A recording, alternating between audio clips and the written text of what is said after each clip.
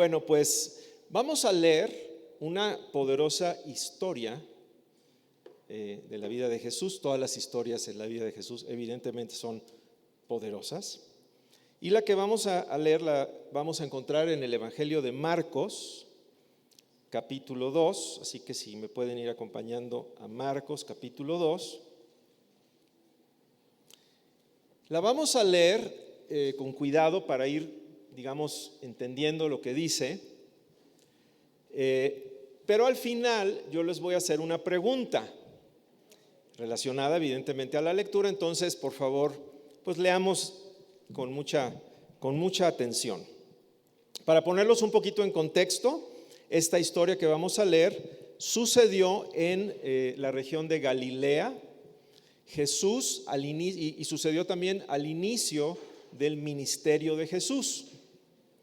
Y quiero saludar también a los que nos van a estar viendo en casa por Facebook y YouTube, también que van a participar de esta enseñanza.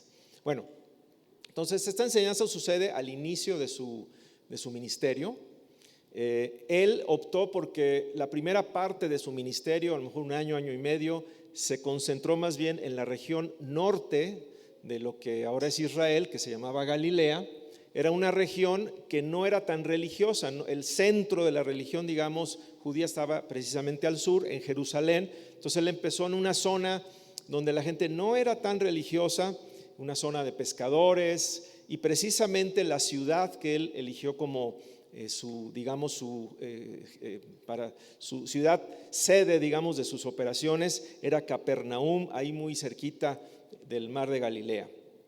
Entonces, y por algunas obras maravillosas que el Señor había hecho, dice un poquito antes en el capítulo 1, verso 28, que eso nada más se los leo yo, que se había difundido su fama por toda la provincia de Galilea, después de que había sanado a un hombre que tenía un espíritu inmundo. Entonces vemos un Jesús que está iniciando su ministerio, que es muy popular, muy famoso. Las multitudes quieren escucharlo, y también ya empiezan a venir los líderes religiosos de Jerusalén a ver qué está pasando allá, ¿no?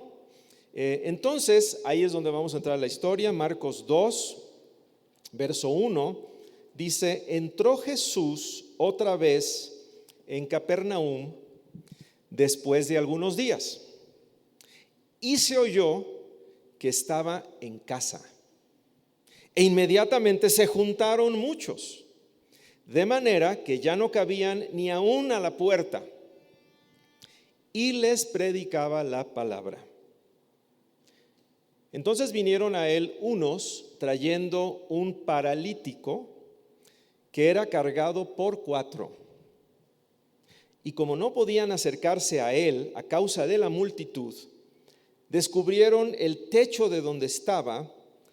Y esa palabra descubrieron en el griego realmente quiere decir destruyeron el techo de donde estaba, y haciendo una apertura bajaron el lecho en el que yacía el paralítico. A veces se pueden ustedes ir imaginando esta escena, una historia que para tal vez la mayoría de ustedes es bastante conocida, pero es bueno irla imaginando. Verso 5: al ver Jesús la fe de ellos, dijo al paralítico: hijo, tus pecados te son perdonados. Estaban allí sentados algunos de los escribas, los cuales cavilaban en sus corazones. Estos escribas, y Mateo añade que también estaban los fariseos, eran precisamente estos líderes religiosos que habían venido de Jerusalén por la fama de Jesús. Y entonces empezaron a decir en el verso 7: ¿por qué habla este así? Blasfemias dice. ¿Quién puede perdonar pecados sino solo Dios? Y en lo que sigue, Jesús les va a dar la respuesta a su pregunta, una pregunta que no la hicieron verbalmente, nada más la hicieron como murmurando, pero el Señor, conociéndolo, verso 8, conociendo luego Jesús en su espíritu que cavilaban de esta manera dentro de sí mismos, les dijo: ¿por qué cavilan así en sus corazones? En otras palabras, si tienen una pregunta, sería mejor que la hicieran, no que estén ahí quedándose con eso en el corazón. Y luego les dice, ¿qué es más fácil? ¿Qué es más fácil? Decir al paralítico, ¿tus pecados te son perdonados? O decirle, levántate, toma tu lecho y anda. Pues para que sepan, aquí viene la enseñanza que él quería darles a estas personas, para que sepan que el Hijo del Hombre tiene potestad en la tierra para perdonar pecados, dijo al paralítico, a ti te digo, levántate, toma tu lecho y vete a tu casa. Entonces él se levantó enseguida y tomando su lecho salió delante de todos, de manera que todos se asombraron y glorificaron a Dios diciendo, nunca hemos visto tal cosa. Bueno, Padre, en este día te damos gracias por la palabra que tú te has encargado que quede aquí registrada. Gracias por la fidelidad de los que la escribieron y los que han preservado para que hoy esta palabra tuya pueda edificarnos, enseñarnos y que tú seas glorificado a través de la exposición de tu palabra, Padre. Gracias en el nombre de Jesús. Muy bien. Bueno, la preguntita que les quiero hacer es, en esta narración, ¿cuántos milagros pueden ustedes observar? Si respondemos rapidísimo, pues evidentemente es uno, ¿no? Es el milagro de que el paralítico fue sanado.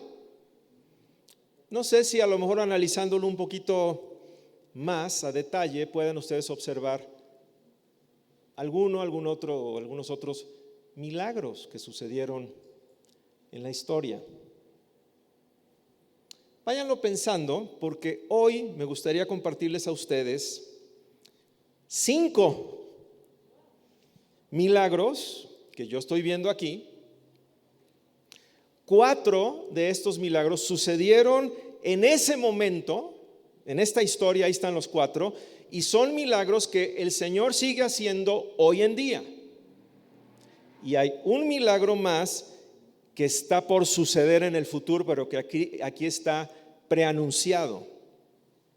Y después de compartirles estos 5 milagros, me gustaría comentarles también 3 maneras en las que tú y yo podemos ser parte de los milagros que el Señor hace, para que no nada más leamos sobre ellos, sino seamos parte de los milagros que Él hace. Así que, ¿están listos? Ok, vámonos al primer milagro. El primer milagro es el obvio, ¿no? ¿Cuál es? La sanidad de un hombre paralítico. Me gustaría nada más que nos detengamos un momentito a considerar este hecho. Imagínate cómo le cambió la vida a este hombre.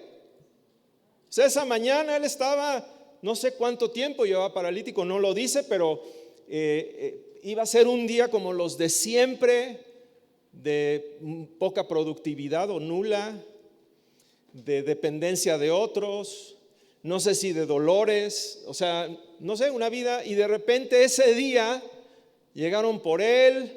Oye, que nos vamos, pero ¿a dónde? Tú súbete. Pues no me puedo subir, así cierto, te subimos, se lo llevan cargando, llegan a una casa, tal vez ya él había oído de Jesús, porque sabemos que era muy famoso, llegan y no pueden entrar, y bueno, pues ya ni modo, y no, como que ya ni modo, y vámonos para el techo. Imagínate lo que lo están, o sea, ya por lo menos si hubiera regresado así paralítico, por lo menos fue divertida su experiencia, ¿no? Pero termina siendo que este hombre sale de ahí caminando y sale él cargando el lecho, la camilla en la que lo llevaban a él. Le cambió la vida. Seguramente el otro día ya se acabó el quiero mi cocol. Oye, ve por el pan tú. Oye, ¿y cuándo vas a ir a buscar trabajo? No sé, o sea, evidentemente le cambió la vida, evidentemente para bien, Y me pregunto, este hombre era paralítico por una causa física, era un paralítico físico que seguramente tuvo algún tipo de causa que no sabemos cuál fue. Pero me pregunto si no también habrá parálisis de otro tipo. Parálisis a lo mejor causada por temor. Hay parálisis físicas, hay parálisis de proyectos que ya están ahí paralizados. Hay parálisis a lo mejor emocionales de no querer involucrarse. Hay parálisis de sueños. Estamos viviendo en un tiempo de pandemia que ya llevamos año y medio diciendo que estamos en esto. Ya son tiempos para ser prudentes, pero no paralizarnos. Yo celebro que hacemos todo lo que se tiene que hacer, pero tampoco nos quedamos quietos. Jesús es el mismo ayer, hoy. Yo en mi vida puedo decir que ha habido algunas ocasiones donde he sido paralizado por situaciones a lo mejor dolorosas, emocionales, o por la opresión del enemigo, o por temor, o por varias cosas, pero agradezco que Él me ha dado su palabra, y seguramente a muchos de nosotros, para decirme: levántate, toma ese lecho, ya no vas a tener que estar dependiendo de que otros te carguen, y anda. Yo me acuerdo que una vez una persona venía de otra congregación y me dice: es que yo me quiero congregar acá. Le dije: ¿y cuál es tu razón que quieres congregarte acá? Me dice: es que quiero que alguien me jale. Y híjole, man. Entonces yo no, creo que la esencia de lo que Jesús quiere hacer en nuestras vidas es hacernos personas que podemos caminar en la fe. Y sí, de repente nos apoyamos unos a otros, pero yo creo que el poder del Señor está para sanarnos de la parálisis, y eso incluye la parálisis espiritual, de tener que estar, que otros nos estén cargando. Así que es el milagro de que fue curado de una parálisis. Pero como son 5, si me quedo en se van a quedar paralizados ustedes, pero de la tortícolis, de tanto tiempo estar así, ¿verdad? Entonces vamos a avanzar al siguiente milagro.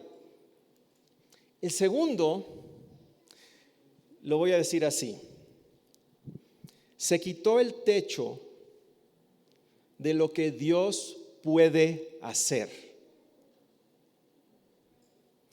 Es verdad que se quitó un techo físico, ¿no? O sea,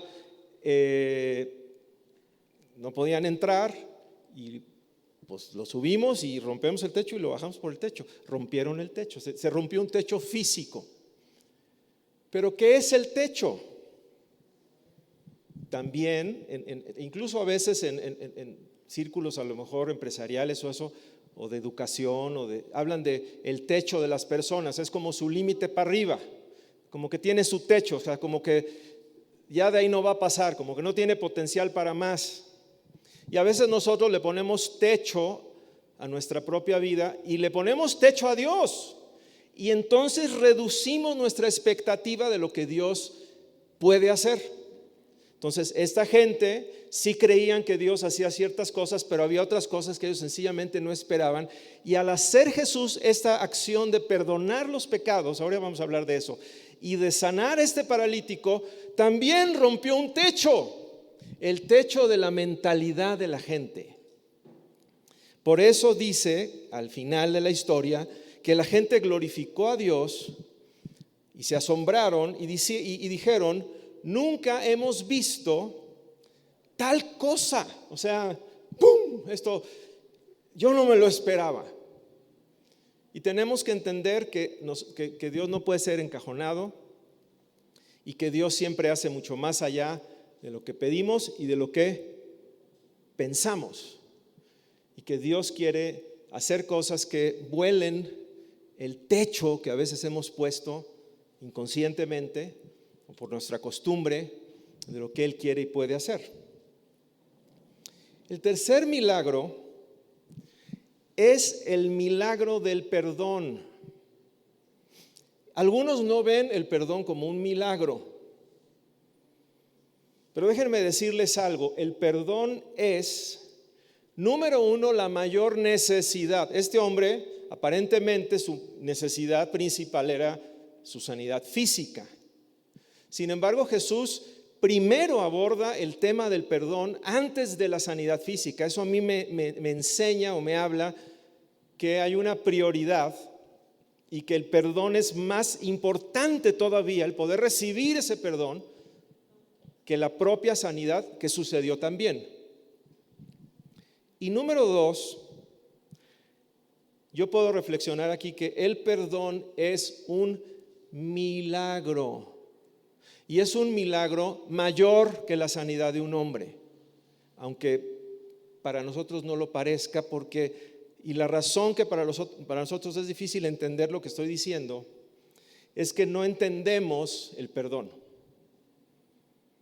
El perdón no es un asunto sencillo. Estoy hablando del perdón de Dios.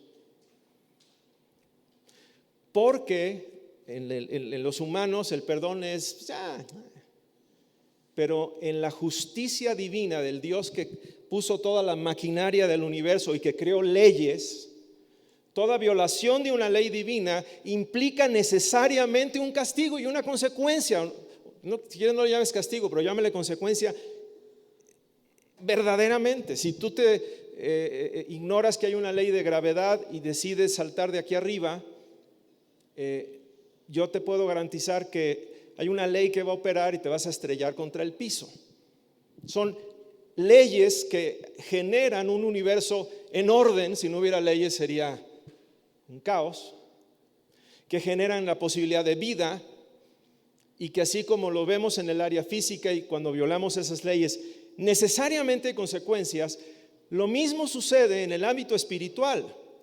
Entonces, si yo violento los mandatos de Dios, que Dios nos hace favor de mostrarnos cuáles son, porque están funcionando, yo los violento, estoy acarreando consecuencias a mi vida. Entonces, en la economía de Dios, alguien tiene que pagar los platos rotos.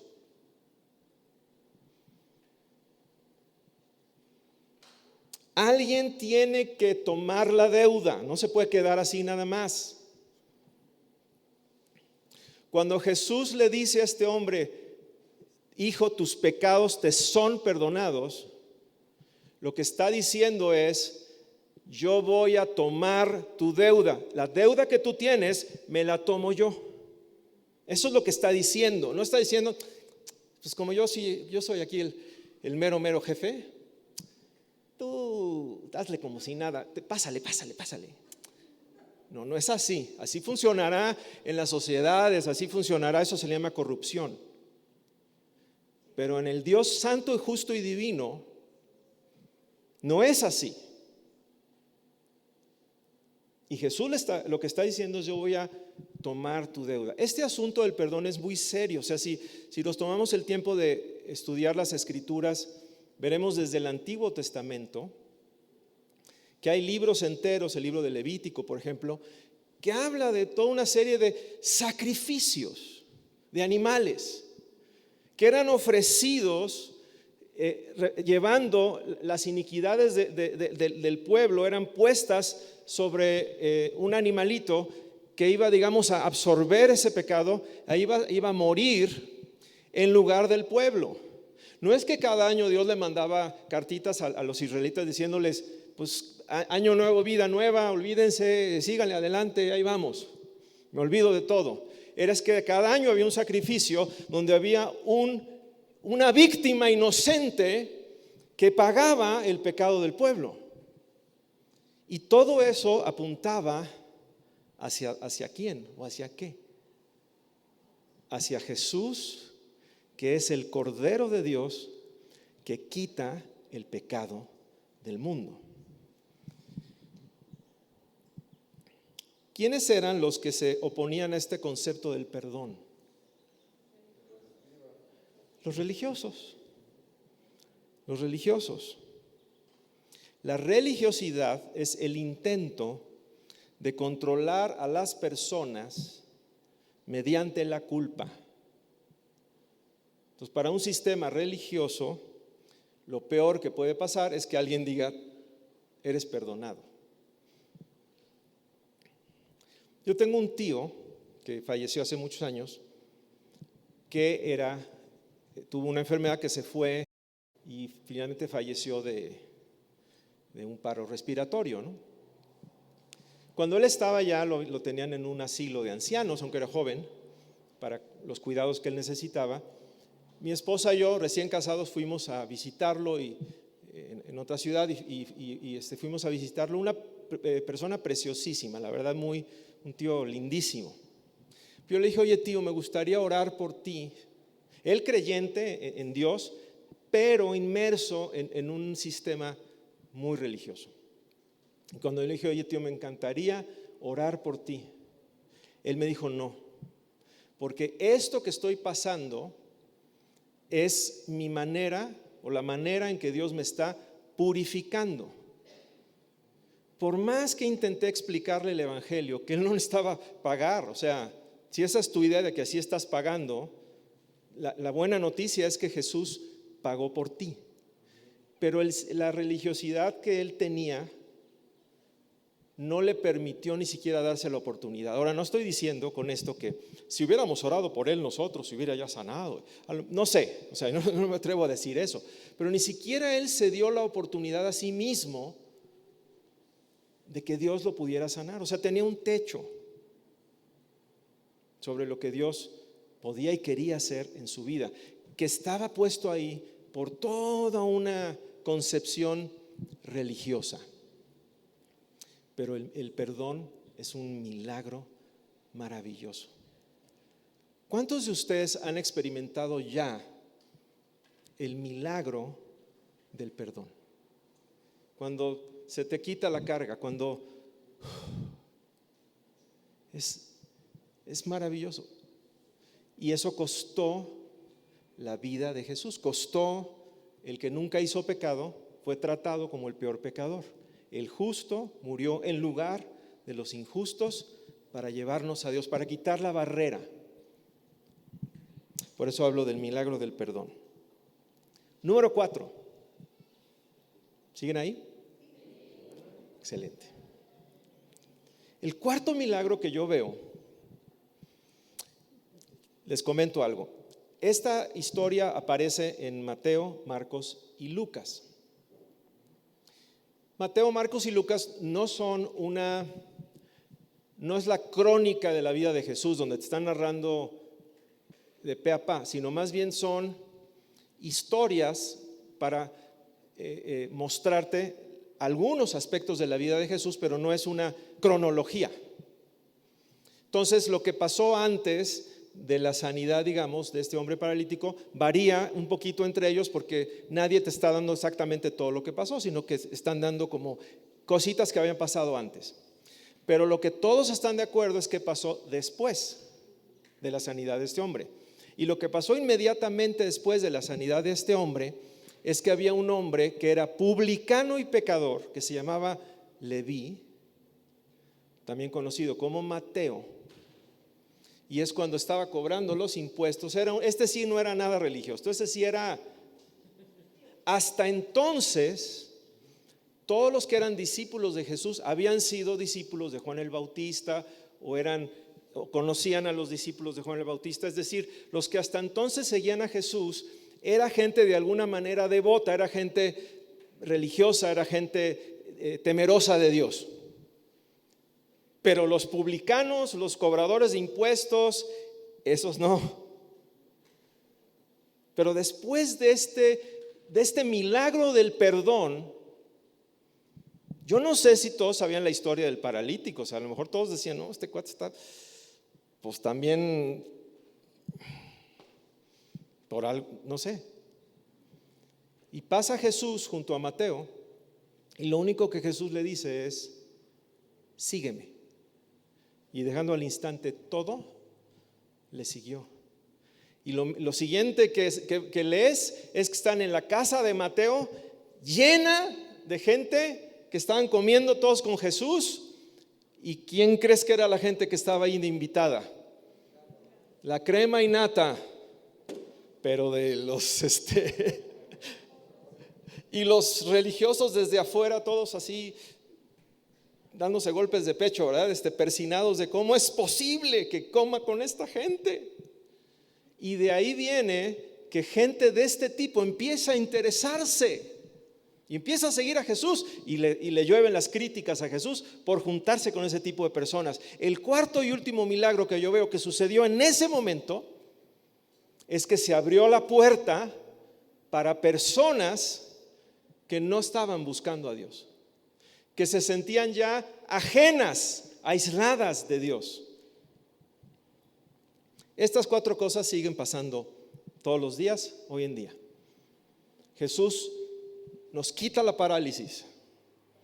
Jesús rompe los techos de nuestras expectativas. Jesús murió para perdonarnos. Y Él abre la puerta para que gente que no le conozca lo pueda hacer.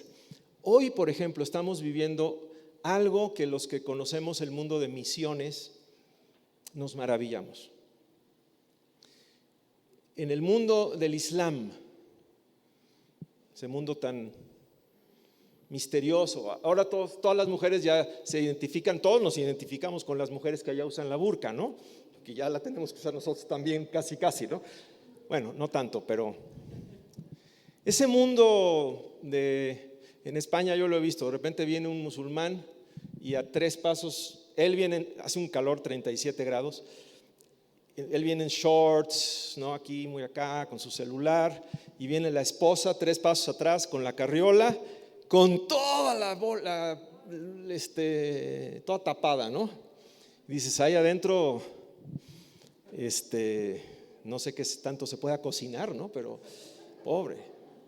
Ese mundo del Islam, hace 20 años, misioneros oraban y me dicen, a veces orábamos 20 años para que se convirtiera una persona a Cristo del Islam. Claro, te la hacen difícil, te la ponen de todos en los países musulmanes. Para empezar, predicar el evangelio no es legal. Si te cachan, te meten al bote por lo menos. Y si tú eres musulmán y dejas el Islam, puede ir desde que tu familia te desherede, a que te metan una golpiza, a que ya nadie te compre en la tienda, a que te metan a la cárcel, a que te maten y nadie va a decir nada. Obviamente está difícil, ¿no? Y me decía, esto lo platiqué con un líder de Palestina, esto lo platiqué con un líder en Líbano y en Siria.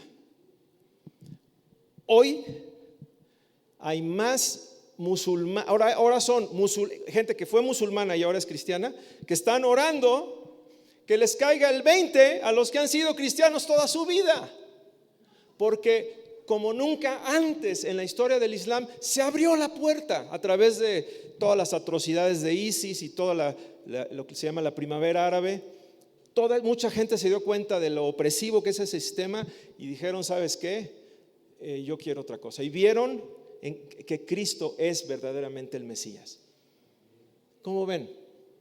Dios abre puertas para gente que nosotros tal vez pensamos que está perdida. Son milagros que el Señor hizo en ese momento y sigue haciendo, y tú puedes ser parte de eso. Antes de decirles cómo ser parte, que va a ser muy breve, les quiero decir que hay un quinto milagro, un milagro futuro. Y aquí hay algo que, si me prestan un poquito de atención, van a descubrir. Este milagro futuro tiene que ver con el título que Jesús utiliza cuando le explica a estos escribas qué está haciendo. Y Jesús, a ver, ustedes búsquenlo y díganme qué título es. ¿Con qué título Jesús en esta historia se refiere a sí mismo?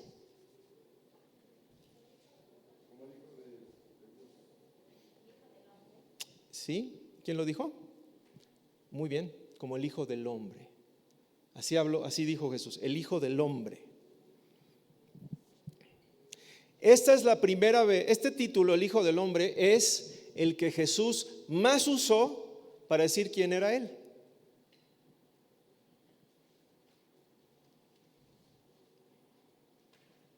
Jesús sí dijo, soy el Hijo de Dios. Jesús dijo, soy el Mesías, etc. Pero el que más usó fue el Hijo del Hombre.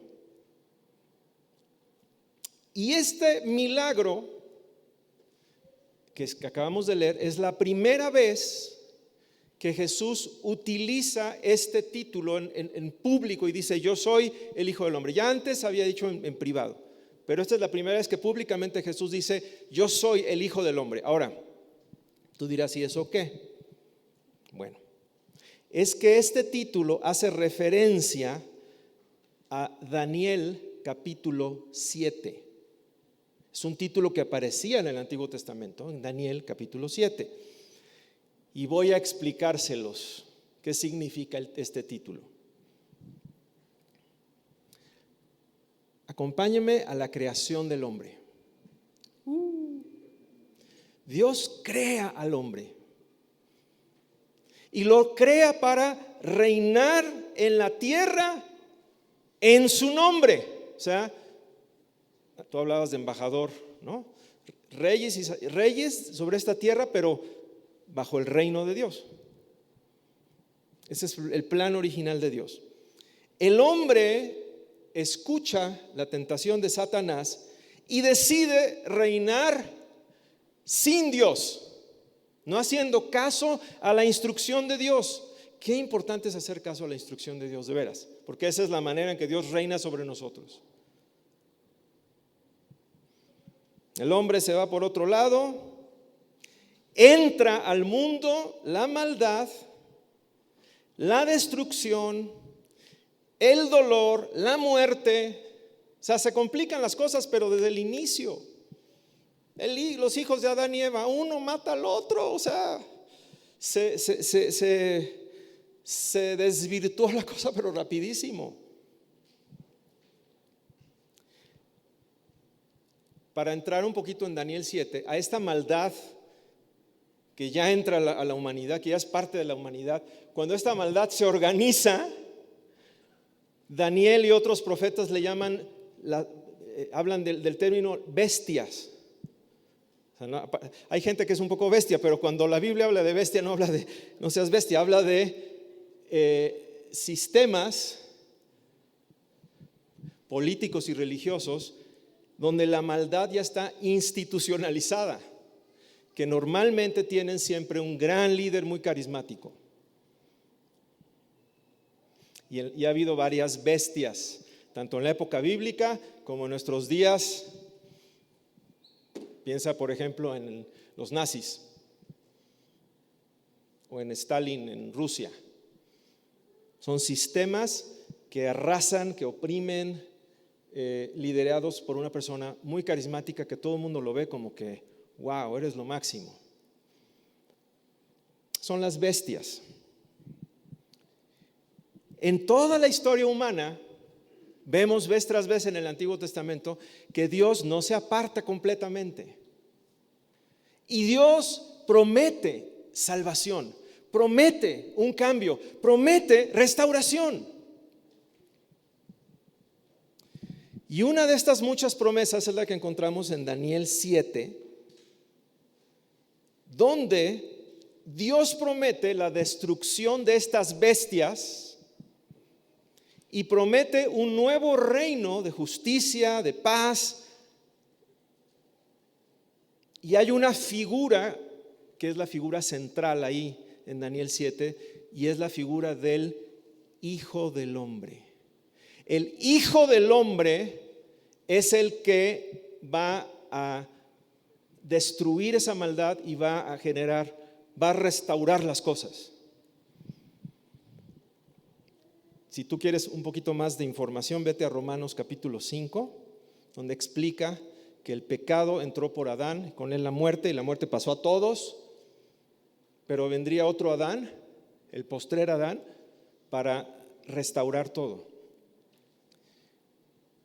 Entonces Jesús, así como Dios le dio la tierra a un hombre, al hombre, el que tiene que restaurar las cosas es un hombre.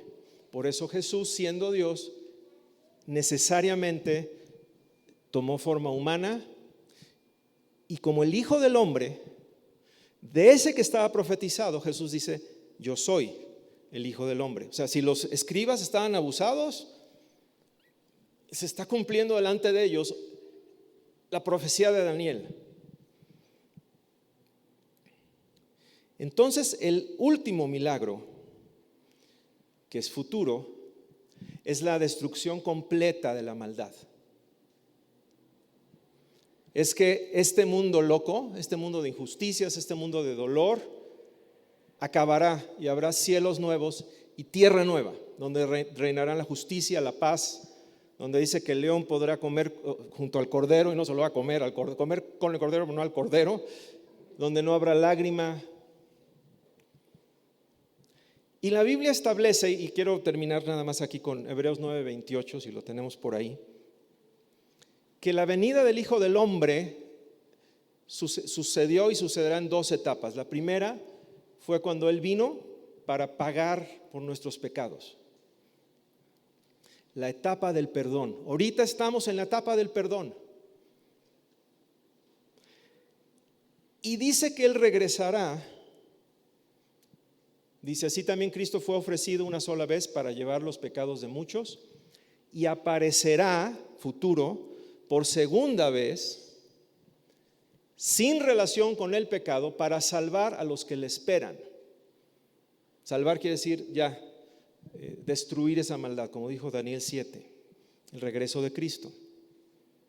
La etapa en la que estamos ahorita es la etapa del perdón. Lucas 24, 46 al 47, después de Jesús morir y resucitar, nos deja esta tarea. Así está escrito y así fue necesario que el Cristo padeciera y resucitara de los muertos al tercer día y que se predicara en su nombre el arrepentimiento y el perdón de pecados en todas las naciones, comenzando desde Jerusalén. Este debe ser nuestro mensaje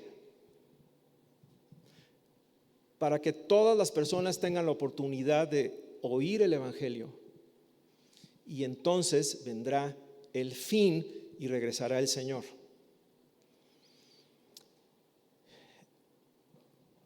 Quiero decirles que me da mucha tristeza a veces que yo veo que a veces la iglesia nos desviamos, agarramos monte. Siempre que pensemos en una restauración en este tiempo con un líder humano, la vamos a regar. Y lo que estamos es creando una bestia. Tu esperanza está en Cristo. Es en el regreso de Cristo. Y si queremos acelerar el regreso de Cristo, prediquemos el Evangelio a todas las personas, que es el Evangelio que tiene que ver inicial principalmente con el perdón de sus pecados. La iglesia no es para que andemos dando teorías de conspiración. La iglesia no es para que estemos levantando a un líder político, poniendo nuestra esperanza en que va a cambiar México. O sea, la Biblia dice que las cosas se van a poner peor.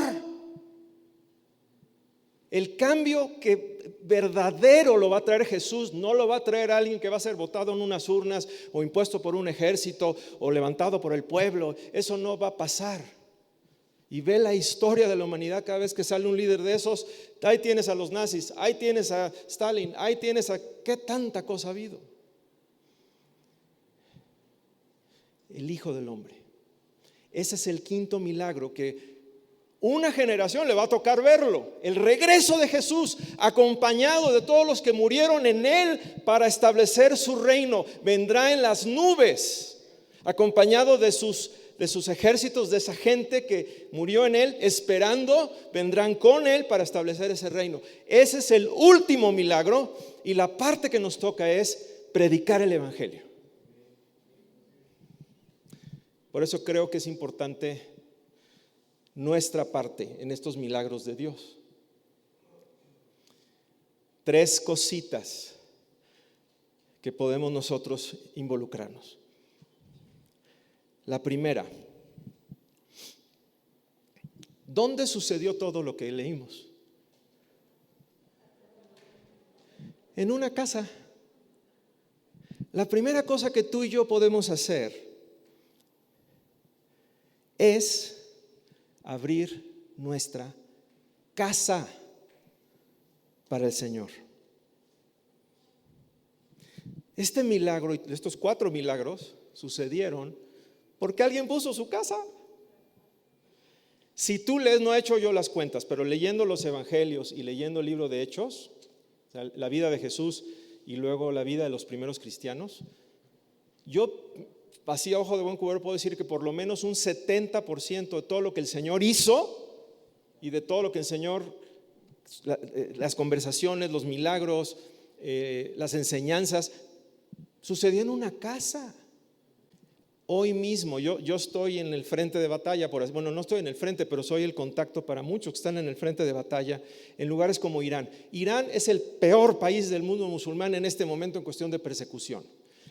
Ahí, si te cachan que tú eras musulmán, te hiciste cristiano, de entrada y sin juicio te meten 5 años de cárcel, si bien te va, porque se puede escalar a mucho más que eso. No están jugando ahí esos regímenes totalitarios, no están jugando. Irán es el lugar del mundo donde la iglesia está creciendo más. ¿Dónde crece? Es obvio que no se pueden reunir en un templo. Yo pienso que cuando Dios permitió la pandemia dejen de ser centrados en un templo. Dejen de estar pensando que la iglesia es un edificio. Qué bueno que tengamos un edificio. Un edificio en inglés es facility, ¿no? Te facilita las cosas. Pero la esencia de la iglesia no es lo que pasa el domingo, es lo que pasa entre semana.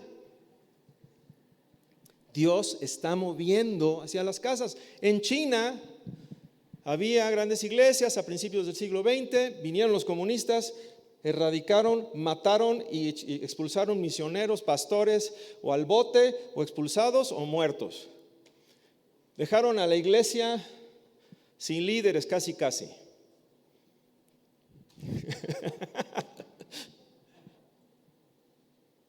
Y la gente obviamente no se van a poner a reunir ahí en donde todos los van a ver. Empezaron a reunirse ¿en dónde? En casas. Y la iglesia de China creció, se multiplicó. Entonces, la casa es un lugar estratégico. ¿Hay inconvenientes de abrir la casa? Claro que sí. A este cuate le rompieron el techo. Pero está bien. Si pasaron 4 milagros, pues que rompan también en la pared.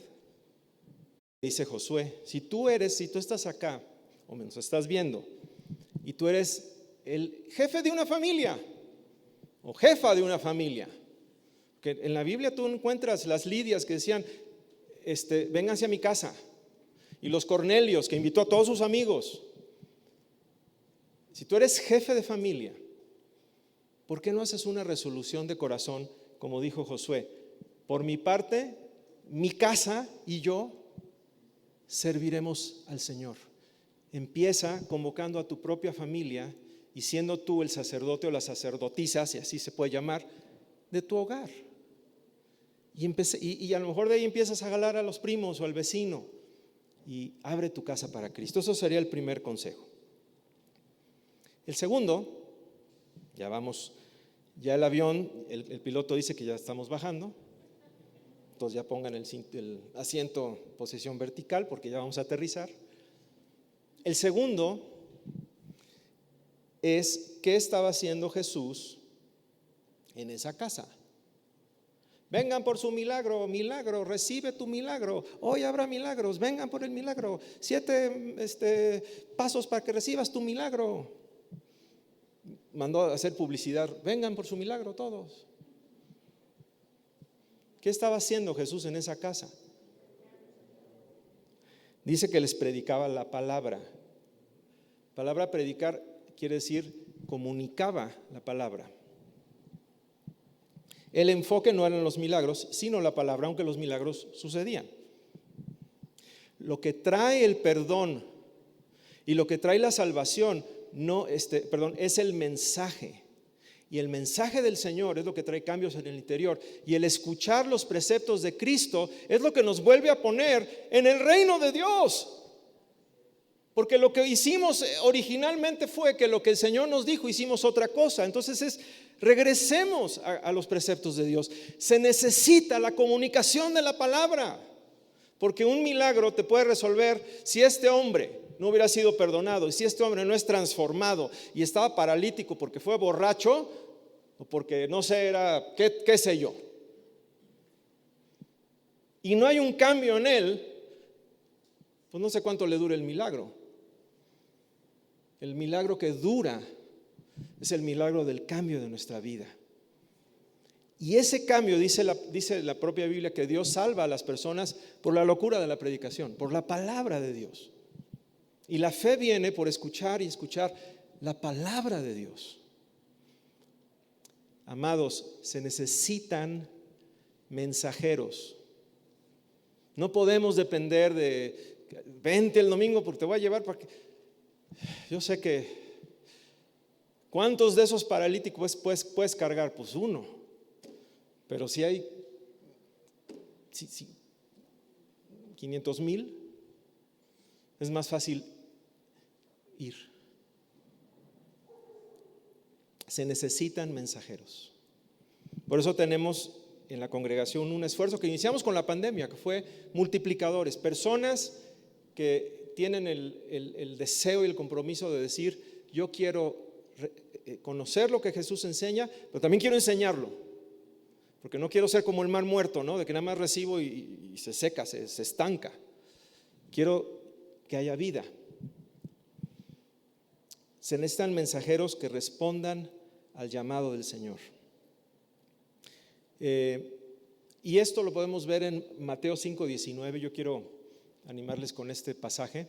Jesús lo está diciendo, dice: de manera que cualquiera que quebrante uno de estos mandamientos muy pequeños, o sea, es lo mismo, otra vez estamos con y así enseña a los hombres, muy pequeño será llamado en el reino de los cielos. Mas cualquiera que los haga y los enseñe, este será llamado grande en el reino de los cielos. ¿Cuál es la grandeza en el reino de Dios? ¿Qué tan popular éramos?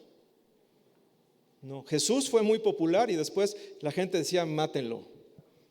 Si te vas por la popularidad, puede ser muy engañosa. Si quieres atraer a gente, pues da un mensaje ahí muy buena onda y se te va a llenar.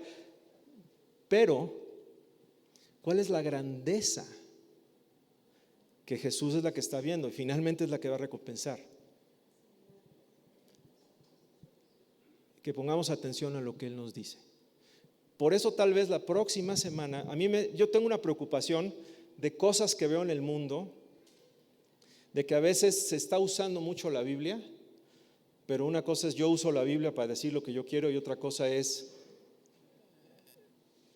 yo trato de transmitir lo que la Biblia enseña y dejo que la Biblia me use a mí. Creo que estamos viviendo, y Jesús lo dijo, se va a aumentar la maldad y se va a aumentar el engaño. Y yo estoy viendo muchas cosas raras, doctrinas muy raras. Y claro, como la Biblia es un librote, pues puedes agarrar cualquier frase y decir lo que quieras decir. Y me gustaría, eso es un material que llevo mucho tiempo preparando. No sé si es para este tiempo o es para otra ocasión, pero a lo mejor la próxima semana voy a tener la oportunidad de estar aquí también. A lo mejor hablo de eso. Pero necesitamos gente que conozca la palabra de Jesús, que quiera aplicarla y que quiera enseñársela a otros. Esos son los esenciales. Y el último, ¿qué fue el detonante? Ya estaba todo puesto, la leña, todo, ¿no? ¿Y cuál fue la chispita que liberó el milagro? La fe.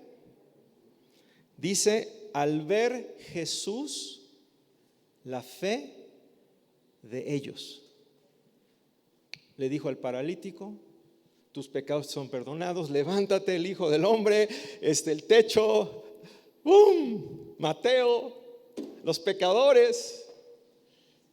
La fe de unas personas.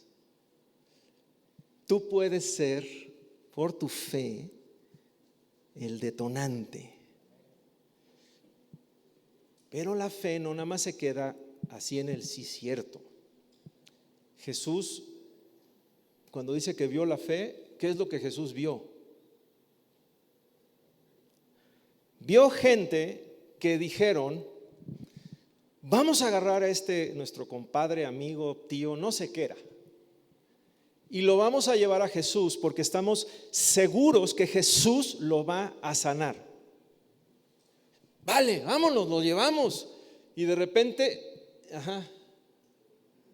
¿y cómo lo llevamos? Y dice que buscaron a 4. Yo no sé si los mismos, los amigos eran esos 4, o a lo mejor eran gente ya mayor y buscaron a 4 jóvenes y dijeron: ayúdenos por favor, que hay que llevar a este hombre ante Jesús. Entonces todo el relajito que se armó, conseguir el lecho, no sé qué, y vámonos, y llegan y ups, lleno, y no podemos entrar, pues por el techo. La fe es la que deja de poner excusas. No, es que no se puede porque no se puede mover. No, pues sí es cierto, ¿ya? Okay, pues vámonos. No se puede porque ya no se pudo entrar. No, pues sí es cierto, pues vámonos. La fe es la que ve cómo le hace, pero le hace. Y Jesús, cuando vio la fe de ellos, soltó los milagros. ¿Cuántas cosas estará el Señor listo para hacer? Y Dios nos pone en el corazón cosas, proyectos, ideas, cosas. Y sí, pero es que los invito, no vienen. Pues no han de querer. Mejor pásame el control, ¿no? Y me pongo a ver la tele. Sí, y nos paralizamos. Yo creo que es tiempo de creerle a Dios, y yo creo que es tiempo de que los proyectos que Él ha puesto, sobre todo lo que tiene que ver con que vas a apoyar, que vas a alcanzar personas o vas a financiar que se alcancen personas, lo que tiene que ver con su reino, va a haber obstáculos, segurito.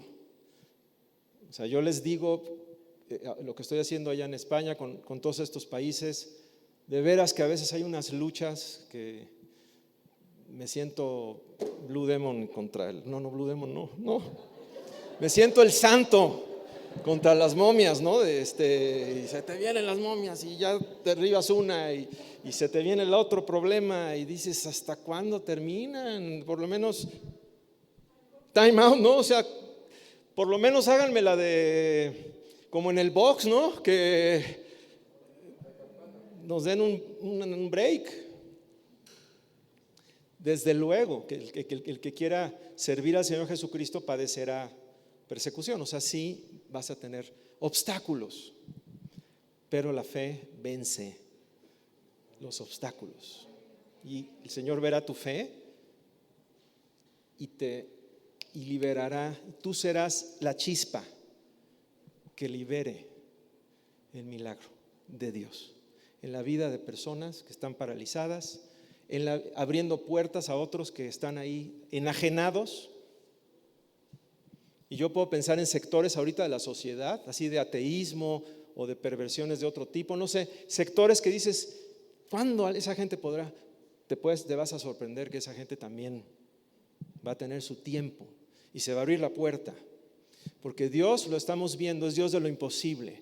Pero no solamente es Dios de lo imposible para mis proyectos y mis cosas, es Dios de lo imposible para el plan que tiene en su reino. Y en eso, si tú estás ahí para financiarlo, entonces Dios, con esa visión, Dios te va a prosperar a ti también. Pero todos alineados al reino de Dios, a lo que Dios está haciendo, con fe, compartiendo su palabra y abriendo nuestra casa.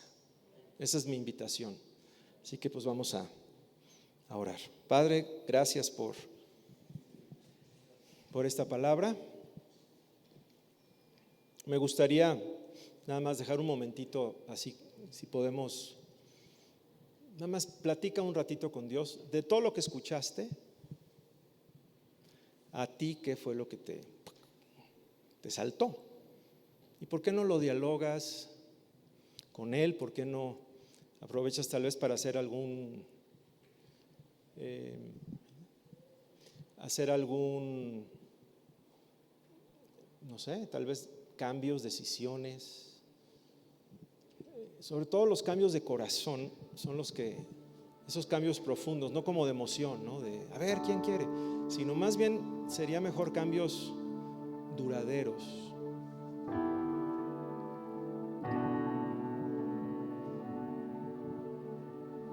Tal vez el Señor te está llamando a ser, siempre lo ha hecho, a ser, sé mi discípulo, aprende de mí.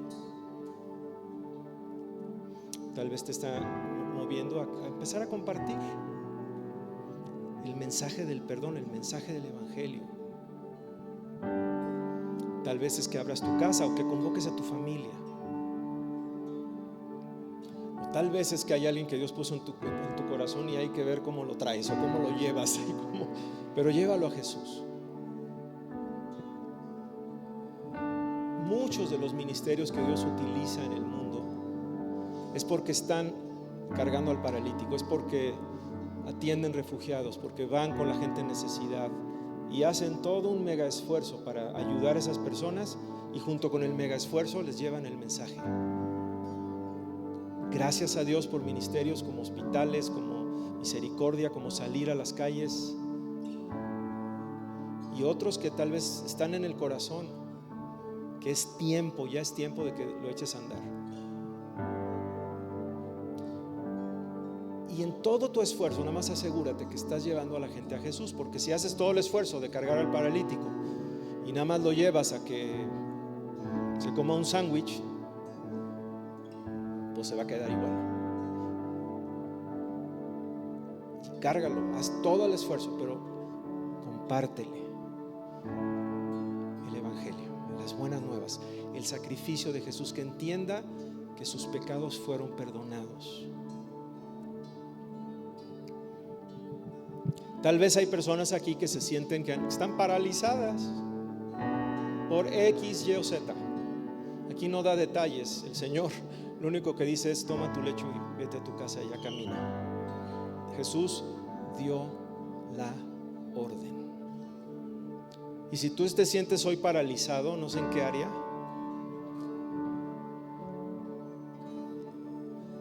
Jesús te da la orden de que te levantes, de que tomes ese lecho de dependencia de otros y que vayas a tu casa a compartir con los tuyos lo que Jesús ha hecho por ti.